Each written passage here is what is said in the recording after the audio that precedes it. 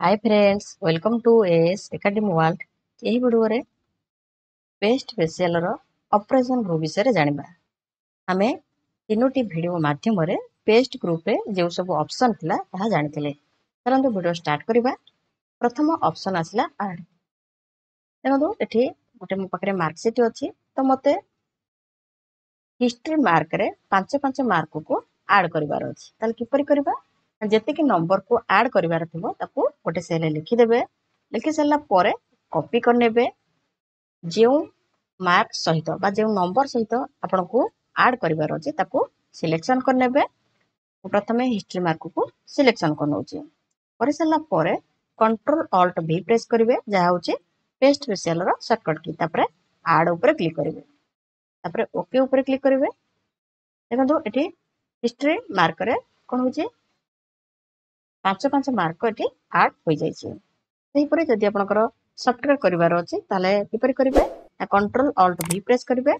Subtract ऊपर click कले 5 mark एठी कोन हे जबो ना माइनस होई जबो। जदि आपण 5 मार्क थारु अधिक मार्क को माइनस करबा को चाहउछन्ती तो कोन करबे ना जेते कि नंबर को आपनकर ऐड करिवार अछि बा माइनस करिवार अछि, तो सही नंबर को गोटे सेल आगो लिखि देबे। मोटे तापर ओके करूची। देखो एठी 5 मार्क एठी माइनस होई जाउची।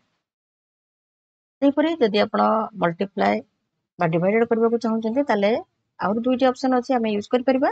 जदि 5 नंबर को आपनकर मल्टीप्लाई करिवार अछि ताले मल्टीप्लाई ऊपर क्लिक करिवे, ओके करनेबे। देखो एठी 5 मार्क मल्टीप्लाई हो गेला। सेहीपरि जदि डिवाइड करबा को चाहउछन्ती डिवाइडेड ऊपर क्लिक करिवे, तापर ओके करिवे। तो एठी डिवाइडेड मध्ये होई गेला।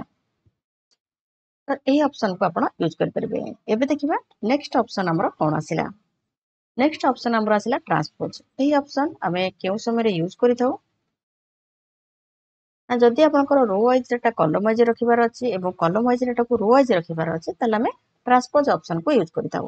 देखो एठी सब्जेक्ट रो ना हमर कॉलम वाइज अछि, स्टूडेंट करो ना अछि रो वाइज अछि। हमको स्टूडेंट करो ना को कॉलम वाइज रखिबार अछि, सब्जेक्ट रो ना को रो वाइज रे रखिबार अछि। ताल किपरि करिबा? ना प्रथमे डाटा को सिलेक्शन करी कॉपी करनेबे। जे लोकेशन बा जे शीट रे पेस्ट करिबार अछि सेठी रहिबे।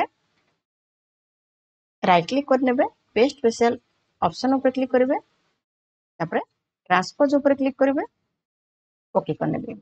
देखो तो एठी कोन होची ना स्टूडेंट करो ना रो वाइज शो करूचे, सब्जेक्ट रो ना कॉलम वाइज शो करूचे। सेही परे जदि आपण पुण तरे सब्जेक्ट रो ना को कॉलम वाइज रखिबा को चाहउछन्ती, स्टूडेंट करो ना को रो वाइज रखिबा को चाहउछन्ती, ताहले आपण पुण तरे ट्रांसपोज करनेबे। ताल किपरि करिवे ना प्रथमे कॉपी करनेबे, सिलेक्शन करिकरी जो लोकेशन बा जो शीट रे पेस्ट करिबार अछि से रहिबे।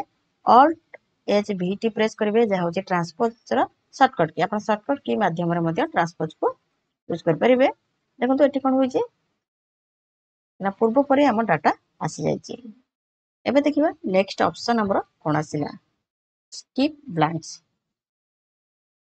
एही ऑप्शन आमे केउ समय रे यूज करिथौ ना जदि आपण कोनोसी डाटा को कॉपी करी अलगा लोकेशन रे पेस्ट करबा को चाहउछन्ती, सही डाटा रे ब्लैंक सेल अछि, तो आपण चाहउछन्ती जे ब्लैंक सेल अछि ता पेस्ट न होई केवल डाटा पेस्ट हो, ताले आपण एही ऑप्शन को यूज करि परिबे। ताले किपरि करिवे? देखो एठी कोन होची ना मोर किछि प्रोडक्ट नेम अछि एवं सेमानकर वैल्यू दे दे। किछि प्रोडक्ट रो वैल्यू एठी कोन होची ना चेंज होई जाईची। तो हमरो जे प्रोडक्ट रो वैल्यू चेंज होई जाईची ताको कॉपी करी पेस्ट करिवार अछि। तो एमिति गोटे गोटे हम जदि कॉपी करी पेस्ट करबा ताले कोन होबो ना हमको बहुत समय लागि जिवो। ताले हम किपरि करिबा ना कॉपी करनबा, कॉपी कर सला परे कंट्रोल भी माध्यम रे पेस्ट करिवे नाही। जदि हम कंट्रोल भी माध्यम रे पेस्ट करबा, देखंतु एठी कोन होची ना ब्लैंक सेल पेस्ट हो जाउची। हमर तो ब्लैंक सेल पेस्ट करबार नाही, केवल जेउ सेल गुडी के वैल्यू अछि सेठी पेस्ट करबार अछि। त कोन करबा ना कंट्रोल ऑल्ट भी प्रेस करबा, तापर स्किप ब्लैंक्स ऊपर क्लिक करबा, तापर ओके करनबा। देखंतु एठी कोन होची ना जेउ सेल गुडी के हमर वैल्यू थिला ताहा पेस्ट हो जाईची, ब्लैंक सेल पेस्ट होई नाही। तो एही वीडियो रे हमें ट्रांसपोज, स्किप ब्लैंक्स एवं ऑपरेशन ग्रुप रे जो सब ऑप्शन थिला ताहा जानिले। आज पे भिडियोटी एतिकी, धन्यवाद।